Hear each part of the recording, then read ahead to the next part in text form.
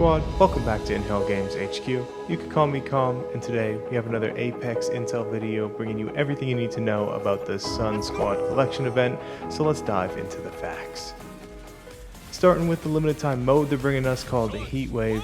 This is actually a new mode that turns up the heat in Ehpex games, so it's usual trios, but when you're outside, periodically we're going to have heat waves that will deal damage to you if you're outside. That damage can be minimized if you put on some sunglasses or are sliding to of course cool off, but otherwise if you're inside or in heat shields you can survive as well. Basically just keeping you on your toes and just another thing to think about while rotating the zones and taking out the baddies. Definitely looks fun. Let me know what you think of it down below. We'll have to wait till we play it, but I'm definitely excited to try it out. Of course, this is a collection event, so collecting all 24 unique cosmetics, which might I say, again, looking pretty good. You will get the new Ash Heirloom. These nunchucks looking badass. Check these things out. Of course, no event is complete without its free reward track for those that can't spend the monies in the shop. So for the Sun Squad, of course, a set of fresh badges and a couple collectibles as well. Of course, I mentioned the shop, and if you can afford the shop, here is the rotation from March 28th to 31st, the 31st to the 4th, the 4th to the 7th, and the 7th to the 11th. So this event is going from March 28th to April 11th, 2 weeks to slay out, enjoy some heat wave, and check out the new cosmetics. Squad, this event did actually come with some additional patch notes, so let's dive beneath the surface of this event. Weapon crafting, the EVA 8 enters the replicator and the 3030 enters the replicator. The longbow and Volt return to the floor, so really exciting news there. Also some legend updates. Ash for the arc snare, cooldown has been decreased from 25 seconds to 20. Travel speed increased from 700 to 1200.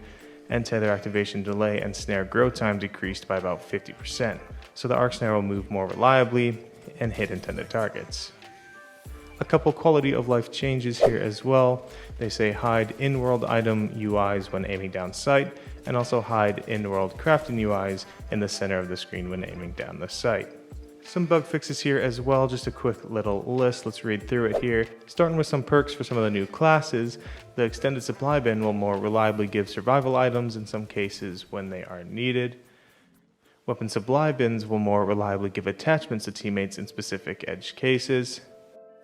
Both weapons and extended supply bins will no longer spawn in close proximity to bins of the same type.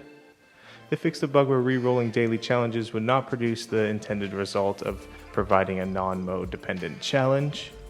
They fixed an issue where players experience a loud startup noise when starting a team deathmatch game when reactive weapon skins equipped. For Seer, they fixed a bug where Seer could always see enemies with his passive since the UI updates to the minimap.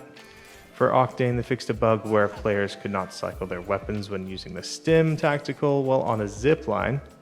For Pathfinder, they fixed an issue where landing on a jump pad after using any length of grapple hook would cause it to go extended cooldown. A fix for cases where players could not reload their gun when standing close to Watson pylon and aiming at it. For Xbox Series X, only a fix for a bug with chat messages where the first message would not be received by the other party member who was in on Xbox. They reduced the smoke visual effects for Peacekeeper's Frostbite reactive skin for better visibility in low light areas. A couple fixes for the DX12 and a fix for the case where the minimap would show a completely different location for crypto when using the drone. So just a few fixes there, couple quality of life, legend and weapon changes underneath the surface of the Sun Squad collection event. So get on in there, cop what you can, enjoy some heat wave. Don't forget to leave a like if you enjoyed this video or gained any Ehpex intel. Of course, as always, I appreciate you for being here. You've been great. I'm COMM. Stay safe, stay gaming, and I'll see you in the next one.